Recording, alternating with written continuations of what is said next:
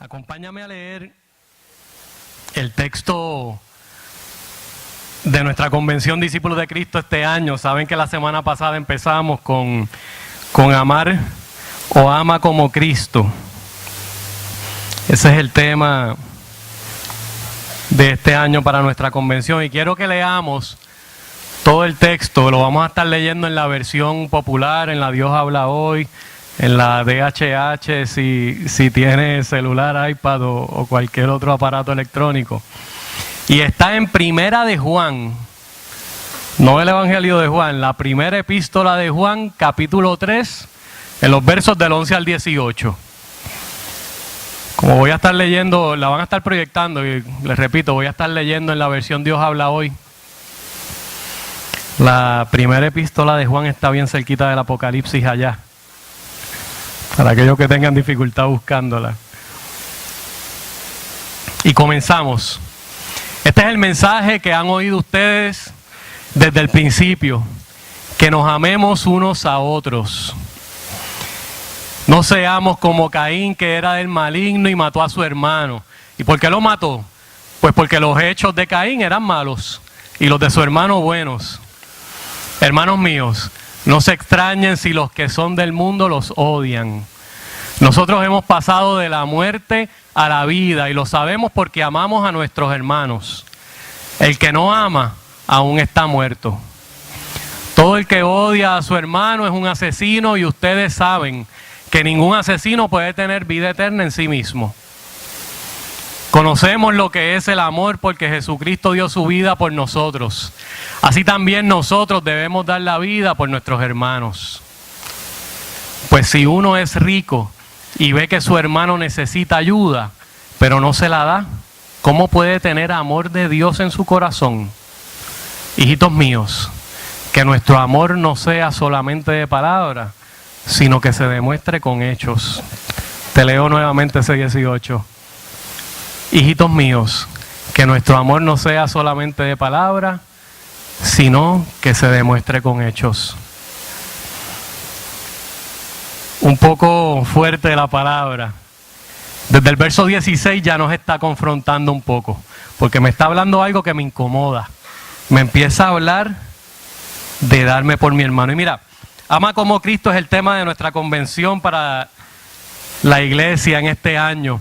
Es el tema del cual vamos a estar no sé cuántas semanas exactamente, pero por lo menos hasta la convención nuestra o la reunión mayor es el 19 de febrero. Así que es el tema del cual vamos a estar hablando y el cual se supone que estemos nuestras iglesias locales reflexionando de una manera u otra el resto del año. Ama como Cristo. Y créame que cuando uno le da un poquito de cabeza a buscar lo que es amar como Cristo, te das cuenta que tienes tela para cortar mucho más de un año. Así que cuando uno dice cómo uno podría encajar cada tema, pues prácticamente el mensaje del Evangelio desemboca en eso. El mensaje del Evangelio de Cristo. La pasada semana comenzamos con el tema, sonido, me voy por acá.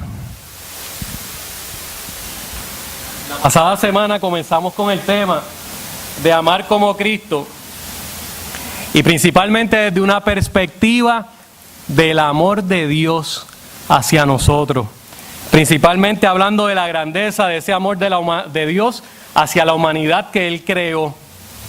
Y eso en buen español le llamamos sentar las bases para que entendamos o entendiendo ese amor que Dios tuvo por nosotros, no nos quede otro remedio que entender que nosotros tenemos que responder en amor a Cristo.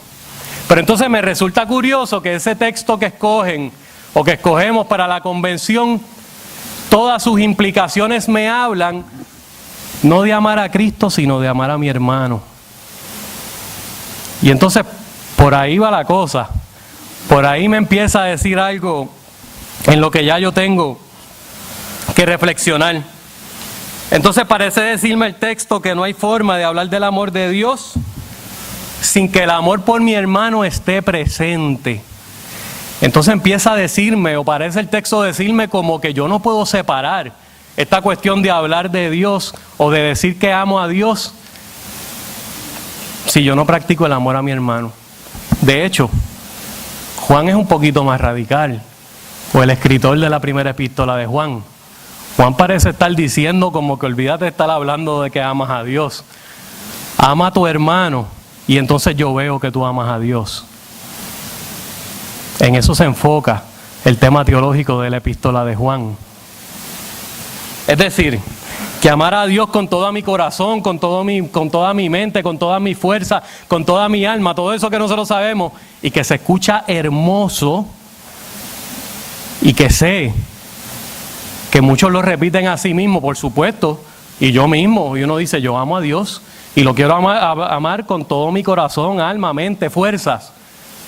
Pero parece ser entonces que no hay manera de desvincularlo o de que eso ocurra sin que yo esté conviviendo bien con mi hermano, sin que yo esté enseñándole el amor de Cristo a mi hermano. Y eso choca para algunos. Eso choca porque de momento tú puedes pensar que yo vengo aquí a menospreciar las disciplinas espirituales. Y para nada. Yo no te estoy diciendo que eso no es importante.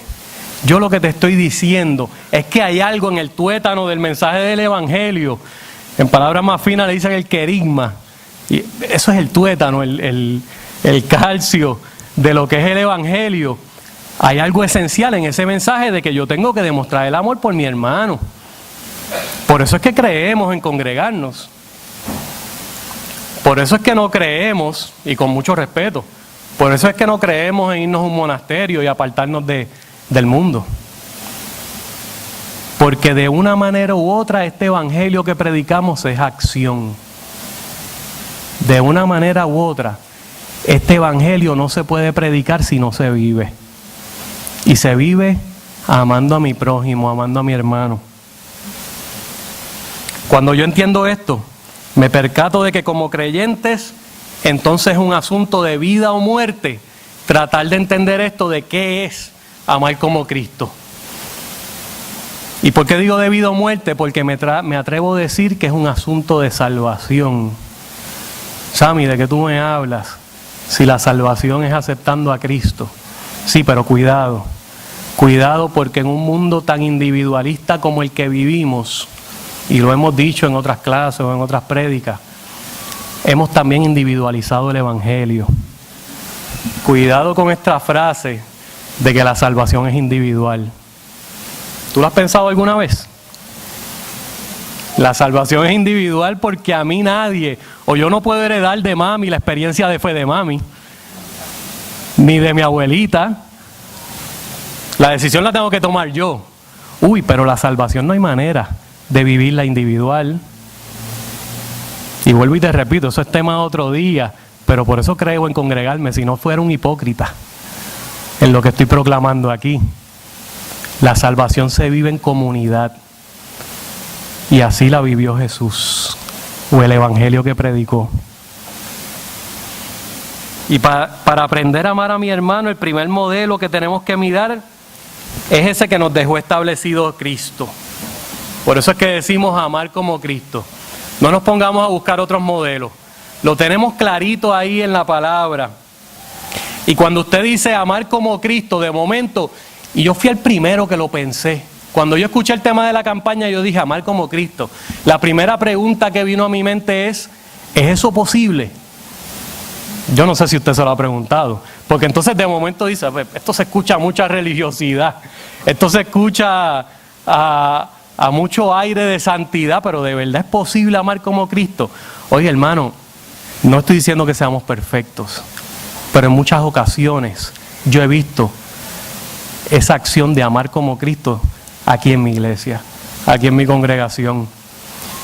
He visto a personas que tienen la mejor intención y que así tratan de vivir su vida, amando como Cristo. ¿Y por qué pensamos que es imposible? Porque mira, desde el verso 16 ya a mí me está hablando de cómo Cristo lo hizo, como Jesús lo hizo, dar la vida por mis hermanos. Y entonces eso de momento es difícil de tragar.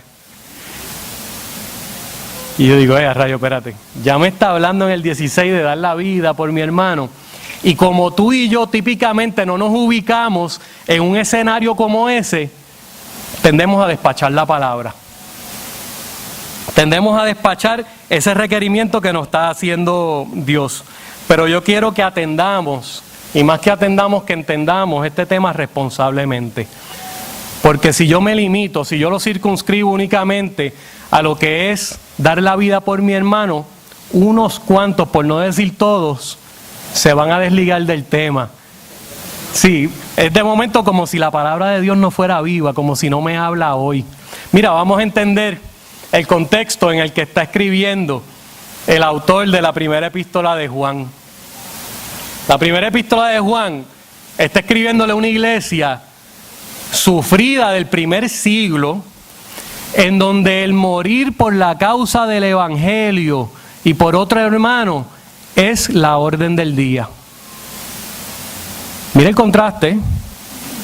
Morir por la causa del evangelio es la orden del día. De hecho, era un honor morir por la causa del evangelio, y el así hacerlo me convertía en ¿qué? Me convertía en un mártir.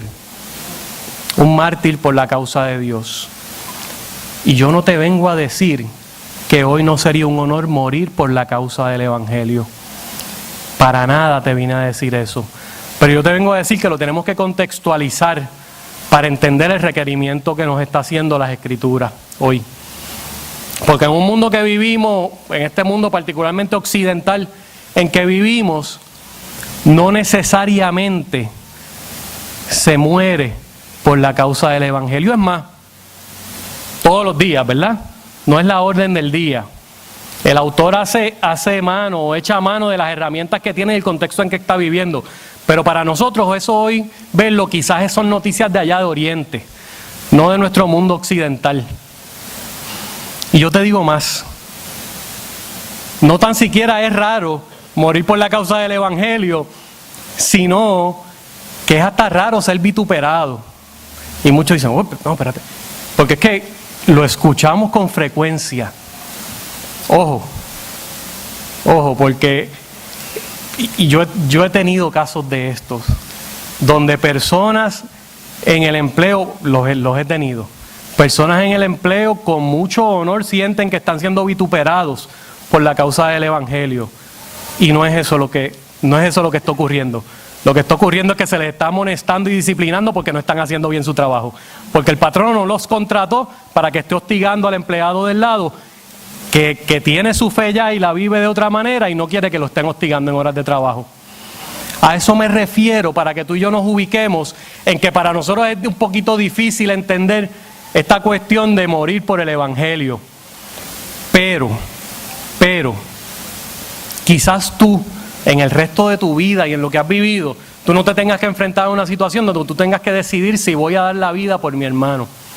Pero de seguro todos los días tú encuentras situaciones en las que tú tengas que decidir si vas a dar la cara por tu hermano, si vas a comportarte como alguien que quiere amar como Cristo. Entonces esas situaciones sí son muy distintas.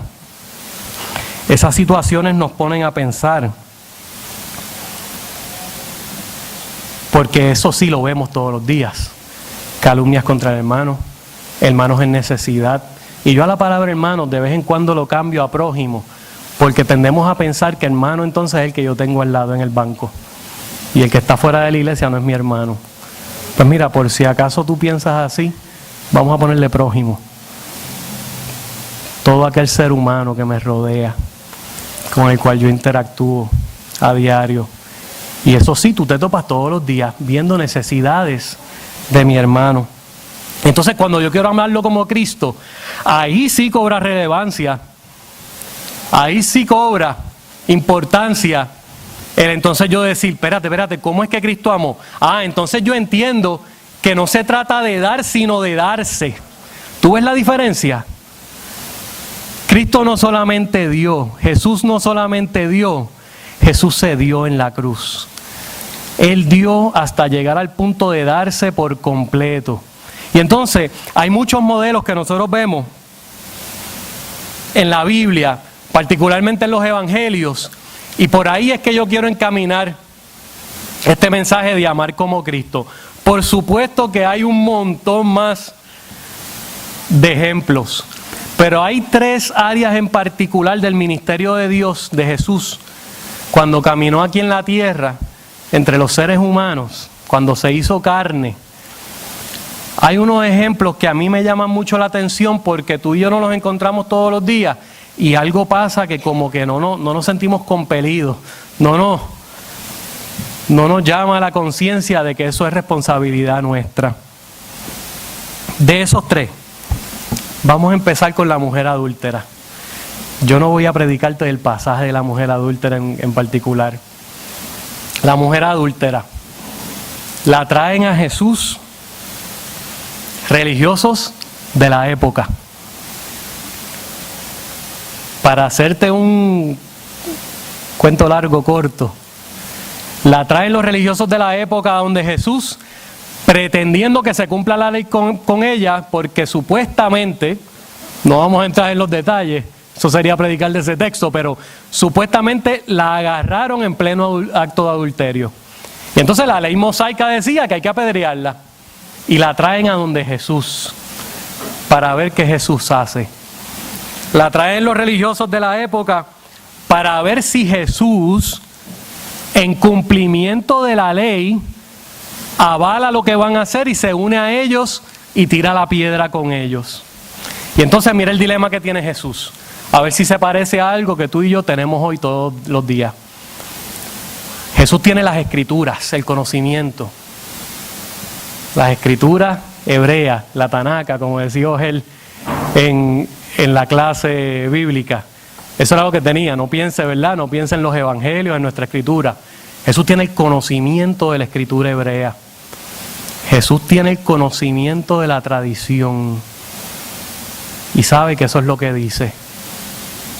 Pero Jesús tiene algo también igualmente importante.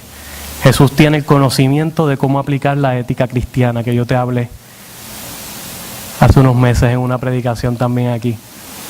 Y sabe poner esos valores. Y entonces dice, espérate. Y habla con sabiduría. En lugar de apedrearla y cumplir directamente la ley. Y tú dirás, sí, Sammy, pero tampoco hoy en nuestras iglesias nosotros apedreamos a personas.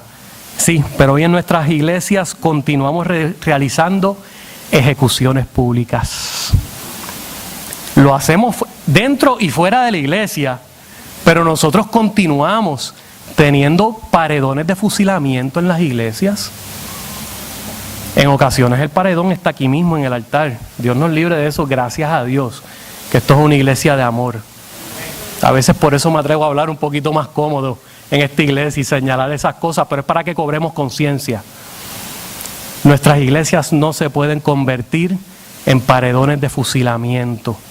Y entonces cuando tú y yo amamos como Cristo, nos convertimos en aquel que en lugar de tirar la primera piedra, más bien hace un llamado a la cordura y a la sensatez. Y quizás ya con la piedra en la mano, porque nos hemos visto en esa situación, para no librarme completamente de culpa, quizás ya teniendo la piedra en la mano, logramos recapacitar y decimos, esto es lo que procede, la piedra. Pero espérense, hermano, espérate. Y haces un llamado a la cordura y eres ente de paz, que logre disipar ese esquema de odio que pretende fusilar la reputación de otros. ¿Y sabes por qué lo hacemos? Lo hacemos en ocasiones porque han caído, lo que le llamamos que han caído en pecado. Lamentablemente, Jesús lo dijo, el que esté libre de pecado que tire la primera piedra. A veces es peor. A veces los paredones de fusilamiento, pretendemos lacerar la reputación públicamente en nuestras iglesias de personas. ¿Y sabes qué? En ocasiones simplemente es porque no me caía bien. En ocasiones porque simplemente ni siquiera estoy de acuerdo con la línea de negocio que está operando esa persona. Y queremos fusilarlos. Y entonces Jesús está con una adúltera y dice, el que esté libre de pecado, que tire la primera piedra. Yo creo que hay mucho que tenemos que aprender. Cuando amamos como Cristo, reconocemos que acusar no es trabajo mío, sino del enemigo. Yo te lo voy a decir en buen español. No andes haciéndole las vacaciones al diablo. El acusador, si entendemos bien las Escrituras y estudiamos bien las Escrituras, el acusador es el enemigo. Los fariseos que llevaron a la mujer adúltera le estaban haciendo las vacaciones al diablo. Que tú y yo no caigamos en eso. Yo no te estoy diciendo que el pecado como iglesia no lo tenemos que señalar. Eso es otro tema. Yo no te estoy diciendo eso. Pero la acusación que busca fusilar la reputación del hermano, en la iglesia no hay espacio para eso. Y cuando no hay espacio, estamos amando como Cristo. Estamos dejando que ese amor se refleje en nosotros. Hay una segunda mujer, hay muchas mujeres en los evangelios, pero es que a mí me gustan los ejemplos de las mujeres en la Biblia, porque tienden a ser radicales, tienden a ser controversiales. No es para menos en un mundo androcéntrico, en un mundo donde la mujer es una posesión del hombre igual que el ganado. Qué raros estaban, ¿verdad? Pero no es para menos que Jesús sea tan radical. Mira el segundo ejemplo que yo te quiero traer. La mujer sirofenicia. Para ubicarte en los que no sepan quién es la mujer sirofenicia. Una mujer de la región de Sirofenicia. Por ende, y sin entrar en mucha explicación, practica otra religión pagana, no es judía, y viene a donde Jesús a pedirle que tenga misericordia de su hija, a pedirle que la libere, porque su hija está endemoniada. Volvemos al mismo Jesús que conoce las Escrituras y le dice: pero es que yo no he venido, chicas, que yo vine para los de la casa, para los de Israel. Y muy sabiamente la mujer le contesta así: pero hasta los perros comen de las migajas que caen de la mesa del amo. Y sabemos el desenlace. Jesús exalta la fe de esa mujer y libera a su hija, liberta a su hija. ¿Qué aprendemos de esto? Que cuando amamos como Cristo, tenemos la capacidad de sentarnos con aquellos, a dialogar sensatamente con aquellos que no practican necesariamente mi misma fe. Te lo estoy trayendo al 2017. Cuando amamos como Cristo, podemos sentarnos tranquilamente y convivir con aquellos en paz, con aquellos que piensan distinto a mí, con aquellos que no practican mi misma fe, sin que eso implique en lo absoluto que yo claudique a mi fe y a lo que yo creo, y que yo cambie mis postulados. Pero puedo convivir con ellos. Cuando amamos como Cristo, nos preocupa primero la necesidad del ser humano antes que la obsesión por convertirlos al evangelio. Porque amar como Cristo no se trata de proselitismo, sino de atender las necesidades de mi hermano y procurar su bienestar. Y eso es duro de tragar también. Y aquí tenemos, probablemente, o él me puede confirmar la cantidad, pero estamos sobre los 40 capellanes entre todas las graduaciones que hemos tenido. Así que yo sé que no todos, pero el tema, el concepto proselitismo, yo creo que lo tienen bien fresco los capellanes aquí. Y es que el bienestar del ser humano está por encima de eso. Es que cuando yo busco el bienestar del ser humano, tú no te das cuenta que estás amándolo como Cristo y que eventualmente tú lo que le estás predicando es el evangelio. Sin ser un oportunista que en ocasiones parece que hasta, y perdonen, parece que hasta nos alegráramos de la enfermedad del prójimo porque es oportunidad para presentarle el evangelio. Vamos a cuidar la dignidad del ser humano. Vamos a amar como Cristo y vamos a tener mucho cuidado con cuáles son las agendas que nosotros queremos empujar, más allá o sin que esté como prioridad buscar el bienestar de ese ser humano, que me preocupe, que yo lo ame de verdad y que yo le pueda dar un acompañamiento espiritual. Porque en fin de cuentas eso es amar como Jesús lo hizo. Hay un tercer y último ejemplo que yo quiero traerte.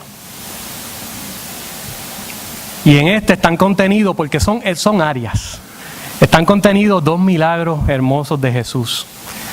A mí se me ocurre estudiar o traer para esta predicación la sanación del endemoniado de Gerasa, igual que la sanación del ciego Bartimeo.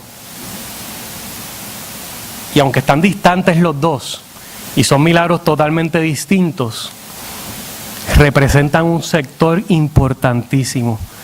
Representan a aquellos que hemos excluido de la sociedad, aquellos marginados.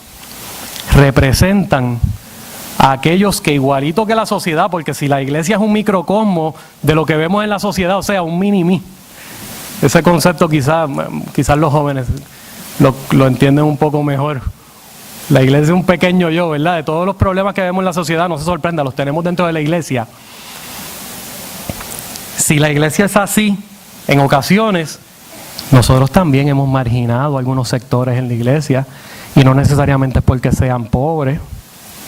Nosotros creamos sectores marginados en nuestras iglesias, porque no se conforman a lo que la mayoría parece ser. Mira, el endemoniado de Gerasa, ¿cuál es el milagro hermoso que Jesús hace con él? Pues usted dirá, pues es obvio, Sammy. Le saca a los demonios. El endemoniado de Gerasa vivía en una condición que no podía vivir ni en su propia casa.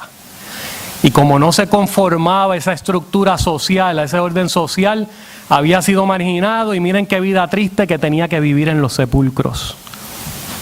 ¿Usted sabe lo que representa eso? Vivir en los sepulcros. Y Bartimeo, el hijo de la miseria, Timeo miseria, el hijo de la miseria, marginado también por la sociedad porque era ciego, así que era una no persona, vivía en los márgenes de la sociedad. ¿Dónde nos dice el relato que vivía? A la orilla del camino. Ni siquiera en el camino, vivía al lado del camino. Y Jesús igualmente lo sana de su ceguera. A ambos los restaura en la sociedad. O sea, los vuelve a ser personas.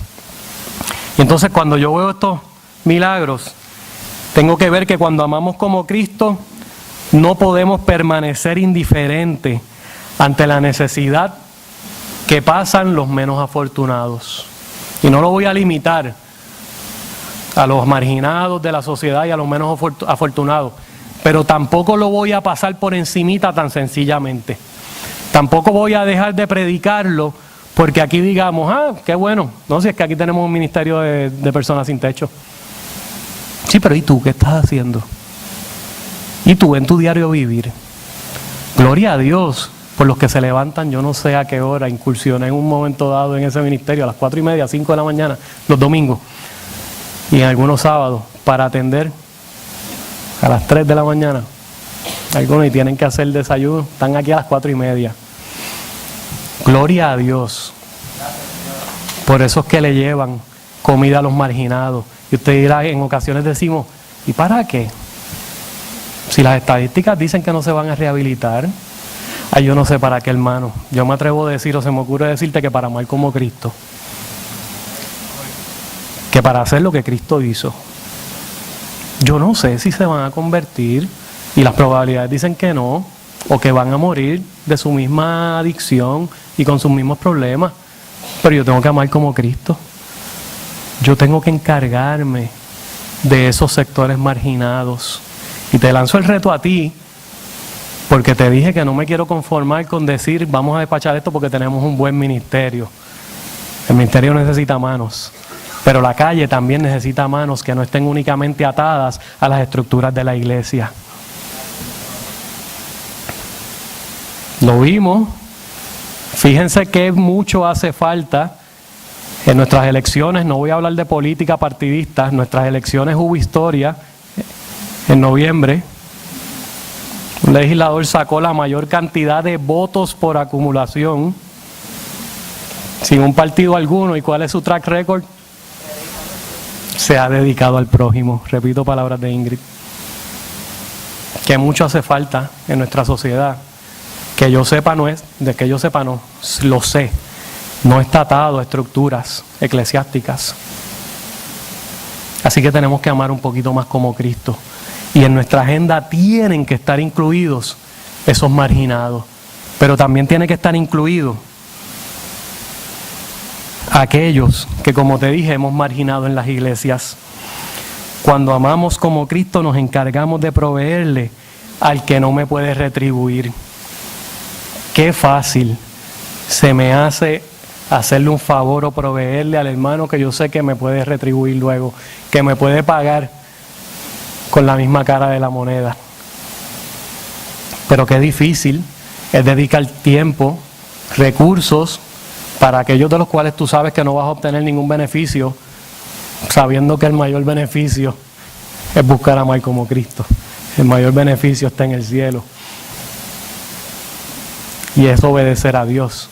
Pero qué difícil se nos hace en ocasiones.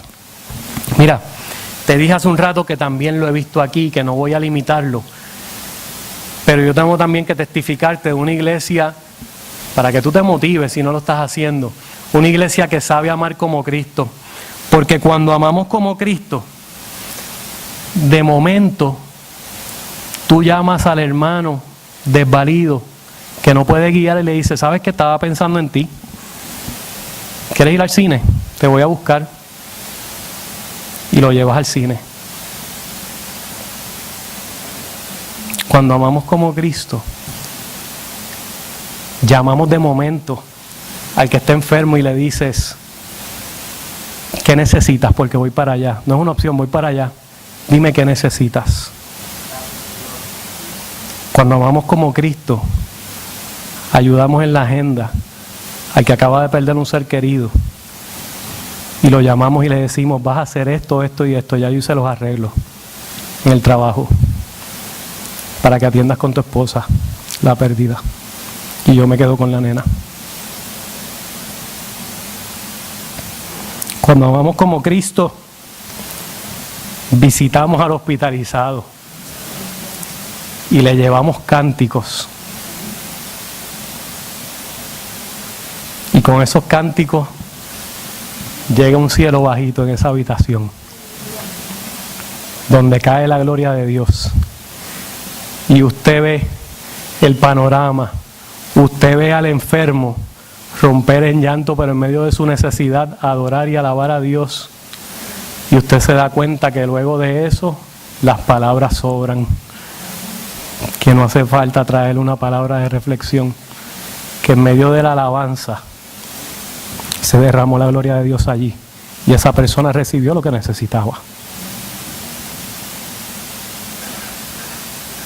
¿Por qué te traigo estos ejemplos? Ya hace un rato que los he vivido aquí. Todos tienen nombre y apellido. Por supuesto que yo no soy el que canté. Pero en estos meses, en más de una ocasión, he sido testigo de esa obra de mis hermanos en la iglesia que han amado como Cristo. Donde vidas han sido tocadas en su momento de necesidad porque alguien quiso amar como Cristo y no se quiso conformar con venir a la iglesia, sentarse y escuchar palabra de Dios para que me ayude a atender mis problemas y mi necesidad. Esa palabra. Y eso transforma vidas. Un evangelio de personas que quieren amar como Cristo. Y es que para amar como Cristo es necesario que entendamos ese ministerio de Jesucristo aquí en la tierra. No hay de otra. No nos pongamos, y lo digo con mucho respeto, no nos pongamos muy espirituales, hermanos, en que hay que ayunar 2 semanas, en que hay que leer 3 horas la palabra. Todo eso hay que hacerlo. Son disciplinas espirituales. Pero para amar como Cristo, no te vistas que no vas, si no estás amando primero a tu hermano, si no estás haciéndole el bien a tu hermano. Y concluyendo ya, el autor de esta epístola no se conforma con lanzar una directriz a la iglesia. Fíjense que él pudo haber terminado diciendo, amar como Cristo, o ámense los unos a los otros. Él no se conforma con eso. Este culmina lanzando una pregunta que es retórica, que parece indicar lo inconcebible que puede ser un cristiano que no opere en este amor. Usted se da cuenta de eso en los últimos versos. La pregunta es retórica porque no tiene contestación. Y si no tiene contestación quiere decir que es inconcebible el pensar a un creyente sin que opere en este amor por su hermano. Es incompatible. Es que no lo es, no puede existir. Y así él lanza esa pregunta retórica. ¿Cómo puede tener amor de Dios en su corazón? Uno que no opere como todo lo que él acaba de decir. El amor necesita hechos para probar su carácter genuino. La Biblia es consistente con esto de los hechos y nosotros no predicamos la salvación por obras, no me malentienda. Pero mira la consistencia que llega hasta ser igual que la fe. Para Santiago la fe sin obras es muerta. Para Juan el amor sin obras es muerto o inexistente. El amor por Dios. Sin obras hacia mis hermanos.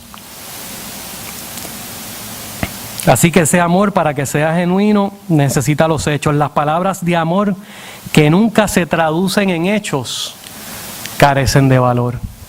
Aquellos que estén casados aquí o que hayan tenido una pareja, no tiene que estar casado. ¿Cuántas veces han escuchado eso? Yo espero que no muchas, pero de alguna manera lo hemos escuchado, aunque sea de otras personas. Dice, sí, pero es que él dice que me ama, pero hace lo contrario. Traigo el ejemplo de cuando se está casado, ¿verdad? Porque usted y yo sabemos que a mí no me vale de mucho decirle a mi esposa todos los días que la amo, si yo me comporto totalmente distinto a lo que debería ser amarla. No me digas que me ama. Diciendo que aman, está lleno Puerto Rico de violencia doméstica. Diciendo que la ama o que lo ama, está lleno Puerto Rico de accidentes, de asesinatos en violencia doméstica. Pero él la ama. Bendito. Mientras estaba en vida no lo dejaba porque él dice que me ama o ella dice que me ama. ¿Sabes por qué te traigo el ejemplo que parece tan lejos? Pues mira, no está tan lejos. No digas que amas a Dios si no estás demostrando el amor a tu hermano. No digas que vives una vida de fe, una vida de creyente, si tú no estás demostrando el servicio y el amor a tu hermano. Convirtamos el amor por nuestro hermano en algo práctico, más que teórico. Yo creo que de la teoría estamos ya cansados. Yo creo que de la teoría ya hemos hablado demasiado. Vamos a convertirlo en algo práctico.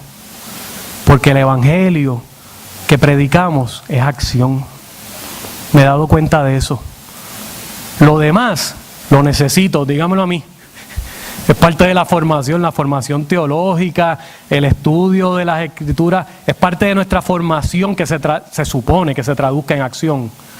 Pero el evangelio, el tuétano del evangelio, es amor por mi hermano. Y se demuestra, se hace en acciones. De lo contrario, no podrás vivir proclamando tu amor por Dios. Como te mencioné antes, doy fe de que esta es una iglesia de amor. Y en cada ejemplo de amor presentado es una experiencia vivida. Y muchas otras más que me perdonan todos aquellos que sepan que yo soy testigo de experiencias así, no las menciono. Traigo las que más frescas están en mi mente. Soy testigo de eso. Pero ¿con qué te quiero dejar? Te quiero dejar con que sepas que para amar como Cristo tienes que circunscribirte a ese modelo de Él aquí en la tierra. ¿Qué 3 áreas yo te hablé al principio? La mujer endemoniada. Perdóname, la mujer adúltera. La sirofenicia. El endemoniado de Gerasa. El ciego Bartimeo. Marginados de una forma u otra de la sociedad. Mira, la mujer adúltera. ¿A qué te estoy exhortando? Para amar como Cristo, cuidado con nuestros juicios y cuidado con nuestras acusaciones. Yo no vine aquí de manera irreal a decirte no juzgues. Vamos a entender bien la palabra. El juicio es algo que ejercemos todos los días como ser humano. Es una función natural del ser humano. Ejerce bien tu juicio, porque como tú juzgues, serás juzgado. Eso es lo que dijo Jesús. Así que cuidado con nuestros juicios y cuidado con nuestras acusaciones, porque en las acusaciones sí que no tenemos nada que buscar. No son nuestro trabajo. En la Sirofenicia, respeta la diversidad, porque cuando no la respetas y no puedes convivir con ella, nos tornamos violentos. Y el Evangelio no es violencia. El Evangelio es paz y es amor. Y eso suena trillado, ¿verdad? Eso es como que Sammy estás en las nubes. No. El atributo principal de Dios es amor. Y tú y yo tenemos que imitarlo. La violencia no puede ser una opción. O el Evangelio no es opción si se presenta como violencia. Vamos a ponerlo así. Y saca espacio en tu agenda para atender a los marginados, pero también sácalo en tu agenda para atender a tus hermanos en la fe aquí. Cuando hacemos eso, estaremos haciendo un intento genuino de amar como Cristo.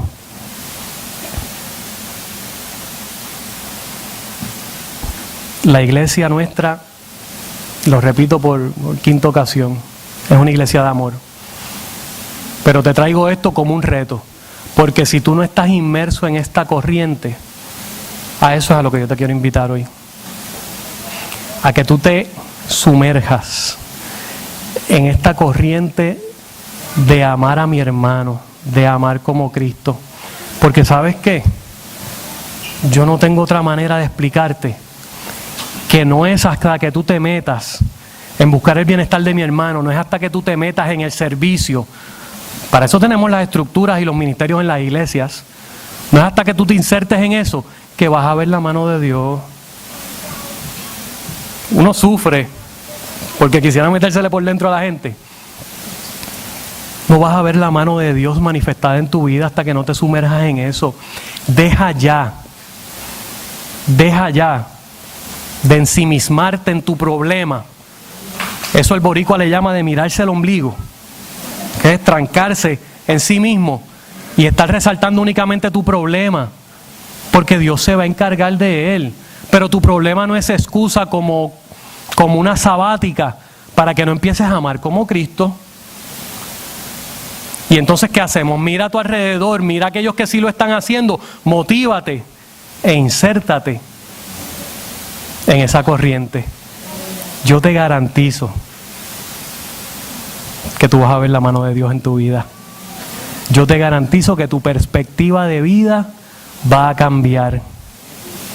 Yo te garantizo que tú vas a ser un cristiano, un creyente completo en Cristo. Vamos a orar. Dios, a ti gracias.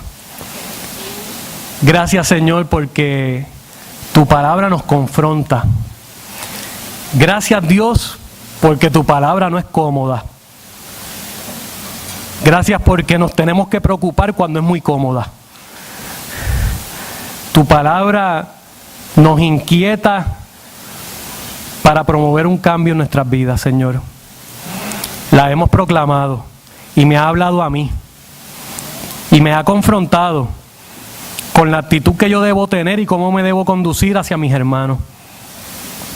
Yo espero que así mismo haya confrontado a la iglesia y que todo redunde, Señor, en que seamos una iglesia más sana aún, en que tengamos creyentes más robustos, que lo que estén buscando, mi Dios, sea el bienestar de los demás. Porque en esa búsqueda, mi Dios, tú te encargas de lo nuestro. Porque en esa búsqueda, cuando la hacemos todos, no nos percatamos que también el otro va a estar buscando mi bienestar. No nos percatamos que también va a venir uno que nos dé la mano y nos va a ayudar en la situación en que nosotros estemos necesitados. Esta es tu iglesia, Padre. Y tú cuidas a cada uno de estos, mi Dios. Tú conoces sus corazones. Cuídalos, Padre. Y permite que la transformación que hoy continúa, que hoy comienza, sea continua, Padre, el resto de sus vidas. En el nombre de Jesús. Amén.